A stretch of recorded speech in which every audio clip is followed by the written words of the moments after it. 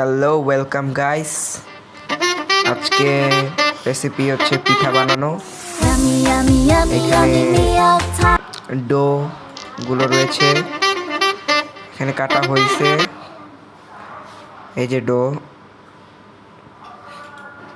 পিঠা বানাচ্ছে মা।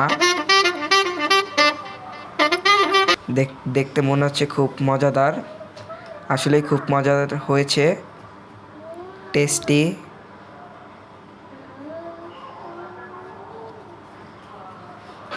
ওয়াও, দেখতে কত সুন্দর লাগছে। ভিডিওটি যারা যারা দেখছেন সবাই ফলো, লাইক, শেয়ার, কমেন্ট করে দিবেন।